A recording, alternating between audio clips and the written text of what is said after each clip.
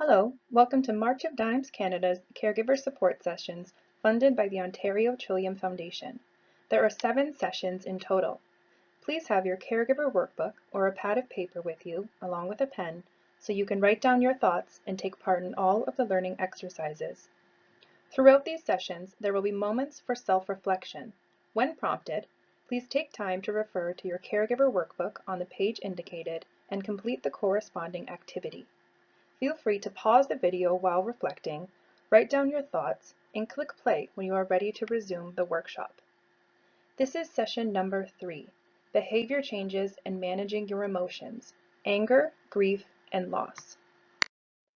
The objectives of this session are: learn how stroke affects cognition, mood, and perception.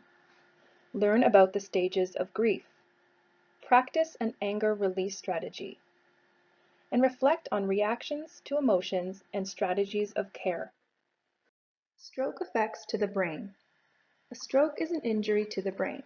The brain is the headquarters of the body, not only for physical aspects, but it also houses a person's character and personality.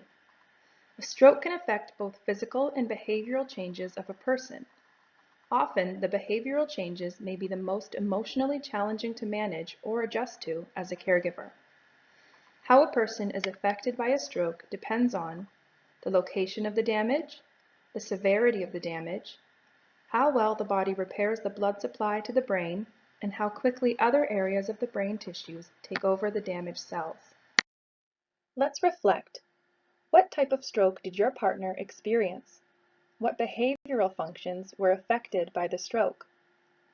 Have you experienced any changes in your care partner related to mood, perception, or thought? Reflect on examples. It's time for an activity, Strategies of Care. Now that you've learned about the different changes in the brain, let's apply it to a real situation. Martha lives with her husband Henry, a stroke survivor.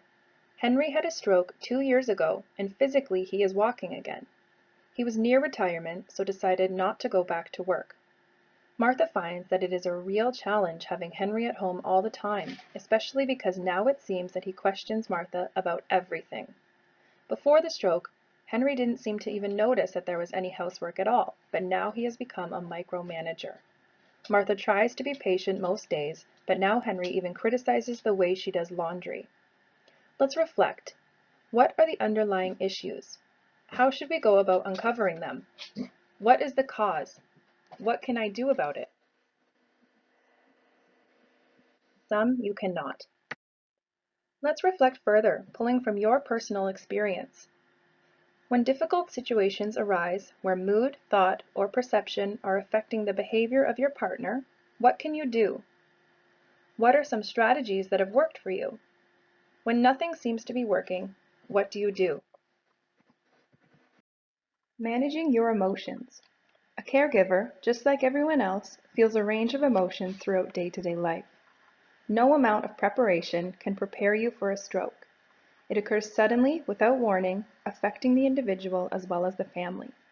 An overwhelming feeling of loss, anger, and grief resonate. How do you feel about being a caregiver? There are 5 stages to grief and loss, and every individual deals with it differently and moves through the stages at their own pace depending on their personal experience. The first is denial, anger, bargaining, depression, and acceptance. Let's reflect on denial. I feel fine. This can't be happening, not to me. Denial includes avoidance, confusion, fear, numbness, and blame. Denial is usually only a temporary defense. This feeling is generally replaced by heightened awareness of changes due to the loss. Anger. Why me? It's not fair. How can this happen to me? Anger includes frustration, anxiety, irritation, embarrassment, and shame. In this stage, the individual recognizes that denial cannot continue. Because of anger, the person is very difficult to be around due to misplaced feelings of rage and envy, which may alienate people who try to help. Depression. I'm so sad. Why bother with anything? What's the point? All my plans for the future are gone. Depression includes feeling overwhelmed, the blahs, lack of energy, and helplessness. A person begins to understand the certainty of the situation and begins to feel hopeless. The individual may become silent, refuse visitors, and spend much of the time crying and grieving. This allows a person to disconnect from things of love and affection. Attempts to cheer up the individual are often not successful. Bargaining. I'll do anything to have my life back to normal. I will give my life savings if. Bargaining includes reaching out to others, desire to tell your story, and the struggle to find meaning for what has happened. This stage involves hope for the future.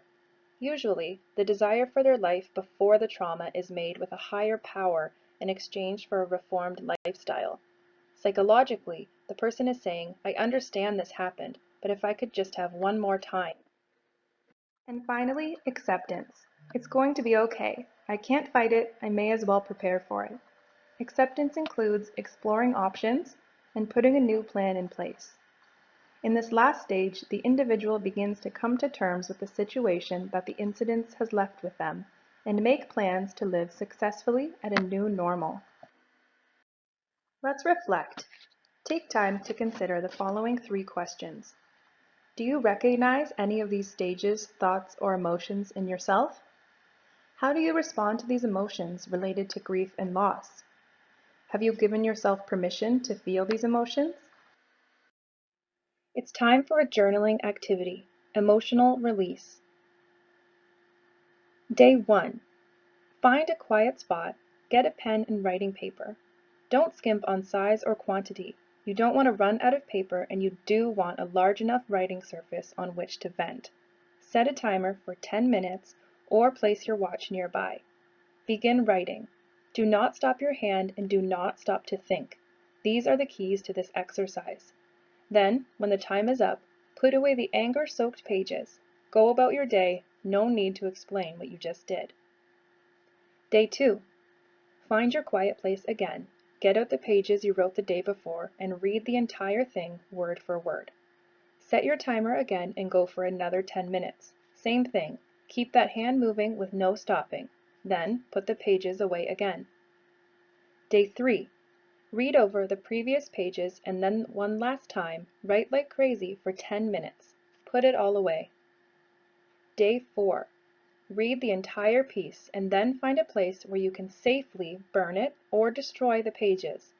As it burns, envision your rage being released. As the smoke billows away, let your anger go with it. Now, with a clear head and your bags emptied of rage, you can have a talk with the person or not talking if you realized it does not work. This is the end of session number 3. If you need to reach out for additional resources for this topic or another, you can contact our warm line at 1-888-540-6666. The warm line is an information line that connects stroke survivors and caregivers with region-specific resources, information, and support. The warm line runs Monday to Friday from 9 a.m. to 4:30 p.m. Eastern Standard Time. The warm line provides a safe and accessible option for stroke survivors and caregivers looking for resources after they have been discharged from the hospital. Please visit the AfterStroke website at www.afterstroke.marchofdimes.ca for more information and resources. Please join us for session number 4, Community Connections.